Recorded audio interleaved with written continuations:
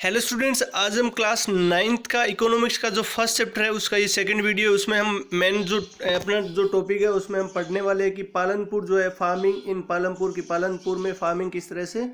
होती है या फार्मिंग वहाँ पे जो वहाँ के लोग जो थे वो फार्मिंग किस तरह से करते थे, कितने परसेंटेज लोग फार्म में डायरेक्टली और इनडायरेक्टली एंगेज थे। तो अपना जो फर्स्ट जो फार्मिंग इन पालनपुर है इसमें फर्स्ट जो पॉइंट दिया हुआ है लैंड इज फिक्स्ड, इसके बारे में हम बात करते हैं। लैंड इज फिक्स का मतलब यहाँ पे हम समझ सकते हैं कि जो लैंड होती है वो फिक्स होती है, उसको एक्सपांड नहीं कर सकते, उसमें कोई भी अगर इनपुट ऐड करते हैं तो वो एक्सपांड नहीं होती है। लैंड जो होती है वो फिक्स रहती है, यानी लैंड एरिया जो पालनपुर के अंदर है वो उतना ही है, वो एक्सपांड नहीं हो सकता। जो मेन प्रोडक्शन जो एक्टिविटी पालनपुर के अंदर वो फार्मिंग है और 75% वहाँ के जो पालनपुर के जो लोग हैं वो टोटली डायरेक्टली जो है वो एंगेज है खेती के काम में, या वो खेती कर रहे हैं। अपना जो आजीविका है या लाइवलीहुड है वो टोटली डिपेंड है खेती पे, यानी 75% लोगों का जो डायरेक्ट जो है वो खेती से इंगेज्ड है या खेती से जुड़े हुए, फार्मिंग से जुड़े हुए। अब इसमें 75% में वो फार्मर्स भी हो सकते हैं या फार्म लेबरर्स भी हो सकते हैं। फार्मर्स मीन जो किसान, या फार्म लेबरर्स वो हो गए जो किसी फार्म पे जाके लेबर का काम करते हो या वहाँ पे जाके डेली वेज में मजदूरी का काम करते हो, तो उनको बोलते हैं फार्म लेबरर्स। तो 75% में फार्मर्स भी आते हैं और फार्म लेबरर्स भी आते हैं। तो जो well being of these people का मतलब जो अच्छे पैसे वाले जो लोग हैं, closely related to production on the farms, जिनका क्लोजली एक तरह से रिलेशन होता है या वो प्रोडक्शन फार्म से प्रोडक्शन से रिलेटेड होते हैं। जो well being of these people है या वो जो अच्छे पैसे वाले लोग हैं उनका डायरेक्ट जो होता है वो रिलेशन होता है फार्म से जो भी प्रोडक्शन होता है। But remember that there is a basic constant in raising farm production. एक ऐसा भी बेसिक कॉन्स्टेंट जो है जो फार्म प्रोडक्शन को रेज या फार्म प्रोडक्शन है उसको किस तरह से बढ़ाया जा सकता है, या खेती में प्रोडक्शन जो है वो किस तरह से ज़्यादा वो बढ़ाया जा सकता है। Land area under cultivation is practically fix, की जो लैंड एरिया है वो जैसे पालमपुर की हम बात कर रहे हैं कि वहाँ पे जो लैंड है कल्टीवेशन के लिए वो फिक्स्ड है। प्रैक्टिकली मीन्स उसको हम बढ़ा नहीं सकते, वो लैंड जो है वो उतनी ही रहेगी। Since 1960 in Palanpur, there has been no expansion in land area under cultivation। अगर हम बात करें कि since 1960 से, कि 1960 से पालनपुर की अगर हम बात करें तो वहाँ पे कोई लैंड एरिया में कोई एक्सपांसन नहीं हुआ, यानी लैंड जो जितनी थी वो उतनी ही लैंड अभी भी है। By then, some of the wastelands in the village had been converted to cultivable land। की कुछ जो लैंड थी वेस्ट लैंड के रूप में जो थी, जिसको कन्वर्ट कर लिया गया कल्टिवेबल लैंड में, या वहाँ पे फार्मिंग की जाने लगी, खेती की जाने लगी। There exist no further scope to increase farm production by bringing new land under cultivation. अब क्योंकि जितनी लैंड जो थी उसको कन्वर्ट करके कल्टिवेबल लैंड में कन्वर्ट कर लिया गया, और अब इनके पास में फर्दर कोई स्कोप नहीं था कि लैंड जो है उसको किस तरह से इंक्रीज़ कर सके या लैंड को इंक्रीज़ करके प्रोडक्शन को बढ़ाना, अब इनके पास में फर्दर ऐसा कोई स्कोप नहीं था। यहाँ पे ये जो बॉक्स के अंदर दिया हुआ है इसमें एक स्टैंडर्ड यूनिट जो लैंड को मेजर करने के लिए या मेजरमेंट के लिए जो यूज की जाती है वो होती है स्टैंडर्ड यूनिट हेक्टेयर में। हेक्टेयर यानी 100 मल्टीप्लाई 100 मीटर जो होता है, जो एक हेक्टेयर बनता है या 1 हेक्टेयर बनता है। हमारे यहाँ पे जैसे नॉर्मली बीघा है, बीघे में जो होता है वो लैंड का मेजरमेंट किया जाता है। तो स्टैंडर्ड यूनिट जो है वो लैंड की होती है हेक्टेयर। अब जो हम सेकंड जो अपना टॉपिक है, सेकंड पॉइंट जो है इसका फार्मिंग जो है पालनपुर में, उसमें सेकंड पॉइंट पढ़ते हैं। Is there a way one can grow more from the same land. क्या ऐसा कोई रास्ता हो सकता है या ऐसा कोई तरीका हो सकता है कि हम उसी लैंड पे ज़्यादा प्रोडक्शन है वो प्राप्त कर सके, कि लैंड जो है एरिया है वो उतना ही है या जो खेत है ज़मीन है वो उतनी ही है, लेकिन उस पर ऐसे कौन से तरीके हैं जिससे हम जो है वो प्रोडक्शन है उसको इंक्रीज कर सकते हैं। In the kind of crops grown and facilities available, Palampur would resemble a village of the western part of the state of Uttar Pradesh. की अगर हम देखें कि किस टाइप से वहाँ पे क्रॉप होती है, ग्रो होती है या फैसिलिटी अवेलेबल है, जो सिचुएशन इसमें क्रिएट की गई है पालमपुर गांव को लेके, तो वो एक तरह से यूपी का कोई वेस्टर्न पार्ट का कोई गांव, यूपी का कोई वेस्टर्न पार्ट का कोई गांव है उसके जैसा रिजेंबल होता है या उसके जैसा लगता है। पालमपुर की जो स्टोरी यहाँ पे क्रिएट की हुई है। तो एक तरह से ये लगता है कि वेस्टर्न पार्ट जो उत्तर प्रदेश का कोई गांव है एक, जहाँ पे पालमपुर की जैसी स्टोरी ये क्रिएट हुई है। All land is cultivated in Palampur, की पालमपुर के अंदर जितनी भी लैंड थी वो कल्टिवेट होती थी या वहाँ पे खेती होती थी। कोई भी लैंड जो थी जो आइडल नहीं थी, या ऐसी लैंड पालमपुर के अंदर थी नहीं जहाँ पे खेती या फार्मिंग नहीं होती थी। तो जब रेनी सीजन होता था, during the rainy seasons farmers grow jowar and bajra, की जब रेनी सीजन होता था या जो खरीफ सीजन जो होती थी जिसमें फार्मर्स ग्रो करते थे, जोआर है या बाजरा है वो ग्रो करते थे। और ये प्लांट जो है ये यूज़ किए जाते थे कैटल फीड के लिए भी, या मीन्स जो पशु थे जो मवेशी थे उनको एज ए फोडर के रूप में भी ये जो जैसे बाजरा का हो गया या ज्वार का जो हो गया फोडर, वो means as a fodder use किया जाता था, या इन एनिमल्स के लिए या कैटल्स के लिए भी वो खाने के रूप में इनको दिया जाता था। It is followed by cultivation of potato between October and December, और इसमें जो कल्टिवेशन पोटैटो का भी किया जाता था, अक्टूबर से लेकर दिसंबर के बीच में पोटैटो की भी खेती की जाती थी या उनका भी कल्टिवेशन किया जाता था। और विंटर सीजन जो था रबी जिसको बोला जाता है, विंटर सीजन में जो फील्ड्स हैं खेत है उसमें वहाँ पे गेहूँ की खेती या व्हीट की खेती होती थी या होती है। From the wheat produce farmers keep enough wheat for the family's consumption and sell the surplus wheat at the market at Raiganj, कि फार्मर्स जो होता है वेट का प्रोडक्शन होता है, अपना जो फैमिलीज कंजप्शन होता है उसको उतना वो स्टोर करके रख लेते हैं या उसको बिन्स सेफ रख लेते हैं, अपनी फैमिली जितना भी कंज्यूम करेगी। और सरप्लस जो भी प्रोडक्शन होता है वेट का वो मार्केट जो पास में इनका एक गांव है, इनसे 3 किलोमीटर दूर रायगंज, उस गांव में ये बड़ा जो गांव है पालमपुर के पास में, वहाँ ले जाके ये मार्केट के अंदर जो भी सरप्लस प्रोडक्शन इनके होता है वेट का, तो ये वहाँ पे ले जाके उसको बेच देते हैं। A part of the land area is also devoted to sugar cane which is harvested once every year, की एक जो पार्ट था पालमपुर का जो जहाँ पे खेती होती थी शुगर कैन की या शुगर कैन का कल्टीवेशन होता था, जो साल के अंदर एक बार हार्वेस्टेड यानी एक बार उसकी मीन्स कटाई होती थी या एक बार उसका हार्वेस्टिंग टाइम आता था साल के अंदर। शुगर केन जो है इसका जो रो फॉर्म था, रो फॉर्म या एज जगरी, जगरी मीन्स गुड जो होता है, is sold to traders in Shahpur, जो शाहपुर के जो ट्रेडर थे, शाहपुर जो स्मॉल टाउन पालमपुर के पास में छोटा सा टाउन होता है, तो वो उनके ट्रेडर्स को इसका जो रो फॉर्म होता है शुगर केन का वो उसको सेल कर देते हैं, बेच देते हैं आगे। The main reason why farmers are able to grow 3 different crops in a year in the Palampur is due to the well developed system of irrigation, कि पालमपुर जो गांव है इसमें फार्मर्स के पास में अपॉर्चुनिटी होती है कि वो 3 डिफरेंट टाइप ऑफ क्रॉप्स है वो ग्रो कर सकते हैं, एक साल के अंदर 3 टाइप की जो क्रॉप्स है वो ग्रो कर सकते हैं। और ये किस वजह से पालमपुर के अंदर पॉसिबल हो रहा था, तो उसका रीज़न था कि वहाँ पे इरिगेशन का जो सिस्टम था वो काफ़ी वेल डेवलप्ड इरिगेशन का सिस्टम था, जिसकी वजह से साल के अंदर वहाँ पे 3 टाइप की क्रॉप्स होती थी वो या 3 फसल ले ली जाती थी well developed system of irrigation होने की वजह से। और इलेक्ट्रिसिटी जो थी वो पालमपुर के अंदर बहुत पहले से आ गई थी। इलेक्ट्रिसिटी जिसके थ्रू जो फार्मिंग का काम या ट्यूबवेल है वो रन होते थे, तो वो बहुत पहले से पालमपुर के अंदर आ गई थी। Its major impact was to transform the system of irrigation, जो इलेक्ट्रिसिटी है जिसके आने की वजह से जो इरिगेशन का सिस्टम था वो काफ़ी हद तक जो है ट्रांसफॉर्म हो गया था, या और अच्छे से जो खेती थी वो फार्मिंग जो थी वो इरिगेशन की वजह से, ये इलेक्ट्रिसिटी की वजह से वो और ज़्यादा प्रोडक्शन जो था उसमें प्रोडक्शन बढ़ने लगा। जैसे पहले यूज़ की जाती थी पर्शियन व्हील्स जो यूज़ की जाती थी, अब इलेक्ट्रिसिटी जो है इलेक्ट्रिसिटी जिसके थ्रू जो इरिगेशन सिस्टम है वो और ज़्यादा इम्प्रूव हो गया। Used by the farmers to draw water from the wells, पहले जो पर्शियन व्हील यूज़ की जाती थी जिसमें वाटर को ड्रॉ किया जाता था वेल से, यानी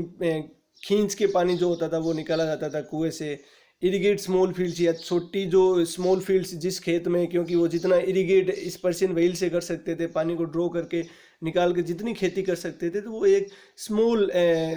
मीन्स जगह कोई कवर कर पाते थे या स्मॉल जगह में वो इरीगेट कर पाते थे। People so that the electric run tubewells could irrigate much, कि अब लोगों को ऐसा लगने लगा much more to grow more than one crop on a piece of, एक मिनट इसको, कि people saw that the electric run tubewells could irrigate much larger area of the land more effectively. अब लोगों को ऐसा लगने लगा था कि इलेक्ट्रिक से जो चलने वाले जैसे इलेक्ट्रिक पंप हो गए तो वो ज़्यादा लैंड को इरिगेट कर सकते हैं, जैसे पर्शियन व्हेल से कर रहे थे, तो उसके कंपैरिजन में बहुत फास्ट जो है वो लैंड का इरिगेशन इसके थ्रू इलेक्ट्रिक जो पंप थे या इलेक्ट्रिक जो इंजन थे उसके थ्रू वो कर सकते थे, तो लोगों को ऐसा लगा। The first few tube wells were install by the government, कि पहले जो कुछ ट्यूबवेल थे जिनको गवर्नमेंट ने इंस्टॉल किया था या गवर्नमेंट इंस्टॉल करती है, कुछ ट्यूबवेल बना के देती है पालमपुर के अंदर, और उसके बाद फार्मर्स है वो धीरे धीरे प्राइवेट ट्यूबवेल होते हैं वो धीरे धीरे वहाँ पे उनकी खुदाई या प्राइवेट ट्यूबवेल होते हैं वो करके इरिगेशन का काम शुरू कर देते हैं। इसी रिजल्ट में होता है कि मिड 1970 तक जो है वो एंटायर जो कल्टिवेटेड एरिया ऑफ 200 हेक्टेयर्स वो इरिगेटेड, की जो एंटायर जो कल्टिवेटेड एरिया होता है वो 200 हेक्टेयर तक जो होता है वो इरिगेट जो होता है पालमपुर के अंदर, या कि 1970 तक 200 हेक्टेयर तक जो लैंड होती है वो उसको वो इरिगेट करने लगते हैं। To grow more than one crop on a piece of land during the year is known as multiple cropping। Multiple cropping क्या होता है कि एक ही सीजन के अंदर एक ही ईयर के अंदर एक से ज़्यादा टाइप की जो है क्रॉप्स है या फसलें उगाना, जिसको मल्टीपल क्रॉपिंग कहा जाता है। मल्टीपल क्रॉपिंग के कई बेनिफिट होते हैं कि जो सॉइल फर्टिलिटी होती है वो डिक्रीज़ नहीं होती है अगर कंटिन्यू जो मल्टीपल क्रॉपिंग की जाती है, रोटेशन क्रॉप का किया जाता है, तो उससे सॉइल फर्टिलिटी भी होती है वो इंक्रीज़ होती है। It is most common way to increase production on a given piece of land. ये एक बेस्ट वे है जिससे कि हम उतनी ही लैंड पे, क्योंकि अपना जो ये टॉपिक जो है जिसमें कि हम कौन सा तरीका है जिसके थ्रू हम उसी लैंड में प्रोडक्शन है उसको बढ़ा सकते हैं या ग्रो कर सकते हैं, तो ये एक बेस्ट तरीका है मल्टीपल क्रॉपिंग का, जिसके थ्रू हम प्रोडक्शन को इंक्रीज कर सकते हैं मल्टीपल क्रॉप करके। एक ही जगह पे अलग अलग टाइप की जो क्रॉप्स बार बार की एक पहले वो फिर दूसरे टाइप की क्रॉप, ताकि जो प्रोडक्शन जो है वो मींस प्रोडक्शन है वो इंक्रीज हो सके, रीजन की सॉइल की फर्टिलिटी होती है वो वापस रीगेन होती जाती है। All farmers in Palampur grow at least 2 main crops, की पालमपुर के जितने भी फार्मर्स हैं वो एटलीस्ट 2 मेन क्रॉप होते हैं जिनको ग्रो करते हैं। मैनी आर ग्रोइंग पोटैटो, बहुत सारे जो है पोटैटो की खेती करते हैं। As the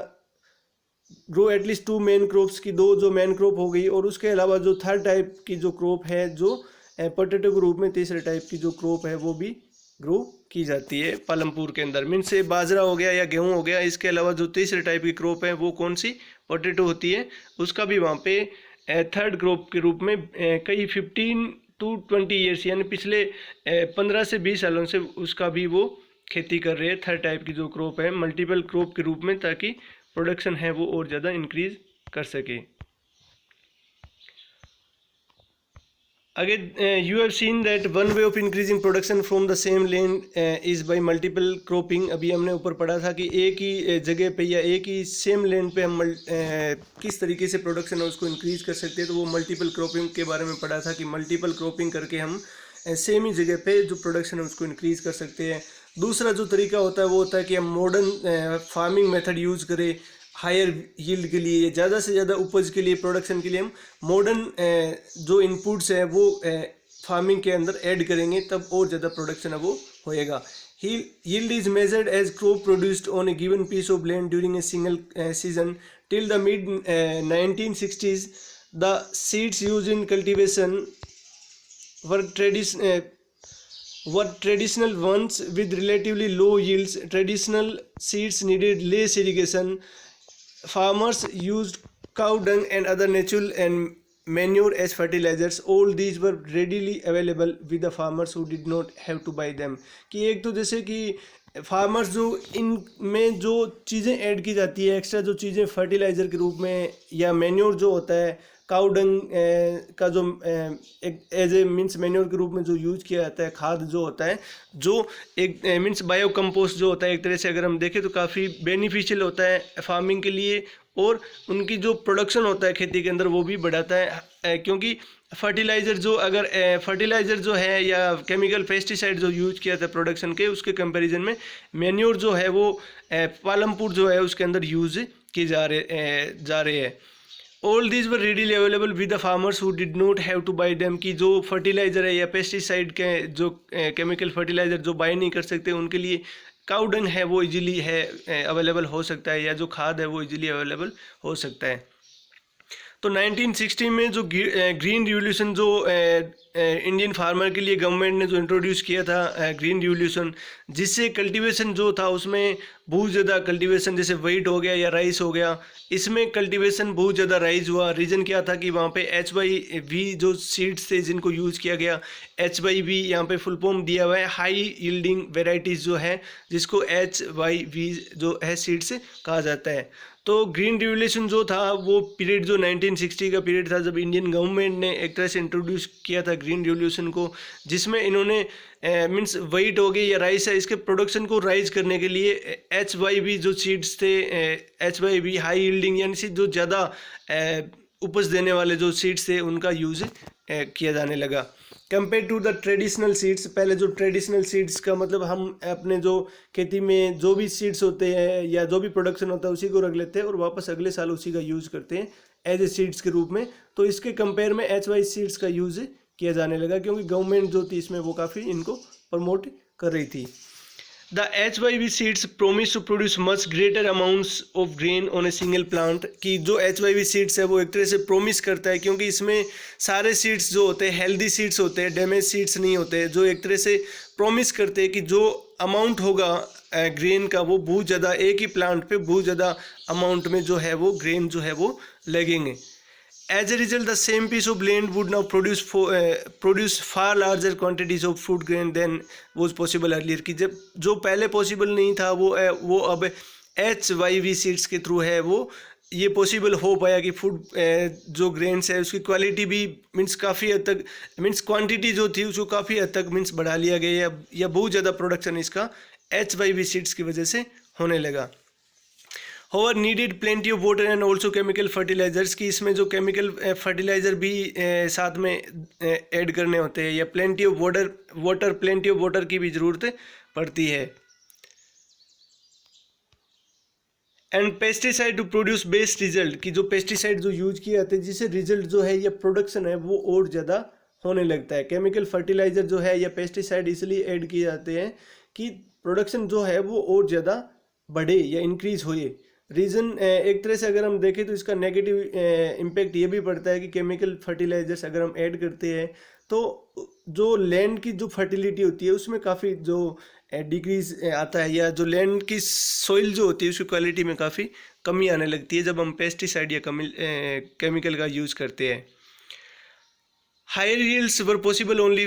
from a combination of HY seeds. की पॉसिबल ये किस तरह से कि ज़्यादा से ज़्यादा प्रोडक्शन है वो किस तरह से पॉसिबल हो सकता है, तो उसके लिए कि पहले तो कि HYV सीड्स है ये ऐड किए जाए, इरिगेशन अच्छा इरिगेशन सिस्टम हो, केमिकल फर्टिलाइजर्स भी उसमें एज ए इनपुट ऐड किए जाए, और पेस्टिसाइड्स जो है जो पेस्ट को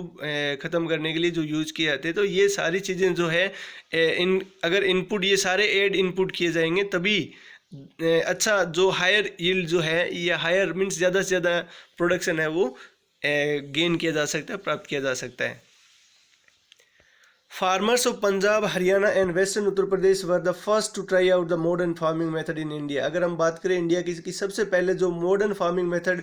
कहाँ से या कौन से स्टेट के फार्मर्स ने यूज़ करना शुरू किया था, तो वो पंजाब हरियाणा। ऑब्वियसली आप सभी को पता है कि वहाँ के फार्मर्स अभी काफ़ी प्रोस्पर्स भी हो गए हैं, क्योंकि वो मॉडर्न फार्मिंग मेथड सबसे पहले इन्होंने शुरू किया था। तो Punjab, Haryana and western UP के अंदर सबसे पहले जो मॉडर्न फार्मिंग मेथड था वो इन्होंने यूज़ किया था।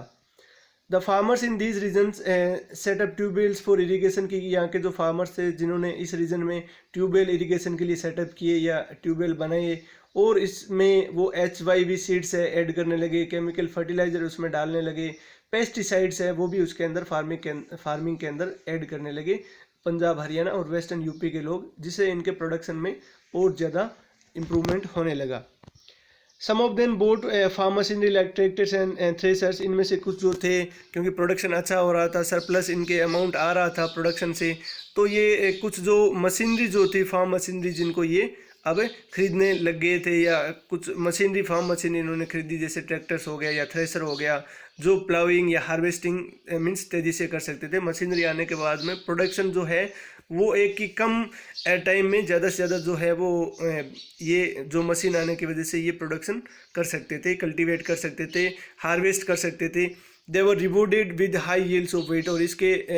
बदले में इनको जो रिवॉर्ड मिलता है वो कि यहाँ पे वेट का जो उपज जो होने लगा था वो बहुत ज़्यादा होने लगा पंजाब हरियाणा या इन यूपी का जो वेस्टर्न पार्ट है। In Palampur, the yield of wheat grown from the traditional varieties was 1300 kg per hectare की। पहले जो ट्रेडिशनल जो वेराइटीज़ जो यूज किए जाते थे या पहले जो ट्रेडिशनल मेथड से जो वेट की खेती की जाती थी पालमपुर में, तो 1300 kg पर हेक्टेयर में होता था। अब HYB सीड्स ऐड करने से जो मीन्स पर हेक्टेयर जो पहले जो केवल कितना था 1300 kg, अब वो वहाँ पे 3200 kg पर हेक्टेयर जो है वो होने लग गया। मीन्स 2 टाइम से भी ज़्यादा वहाँ पे प्रोडक्शन जो है अब वो HYB सीड्स की वजह से। मीन्स यहाँ पे सिंपली हम देख सकते हैं कि डबल, तो यहाँ पे डबल से ज़्यादा यहाँ पे प्रोडक्शन होने लगता है। There was a large increase in the production of wheat. अब देख सकते हैं हम कि यहाँ पे वेट का अगर हम देखें तो काफ़ी लार्ज यहाँ पे प्रोडक्शन जो होता है इसमें इंक्रीज होता है। Farmers now had greater amounts of surplus wheat to sell in the market, की फार्मर्स के पास में जो फैमिली कंजप्शन के अलावा सरप्लस वेट भी हो जाता है जिसको ये मार्केट में ले जाके इजीली मार्केट में ले जाके बेच सकते हैं। यहाँ पे कुछ जो डिस्कस दिए हुए हैं एक्टिविटी के रूप में आपके लिए कुछ क्वेश्चन दिए गए हैं, आप इनको सॉर्ट आउट कर सकते हो। और यहाँ पे भी जो एक्टिविटी दी हुई है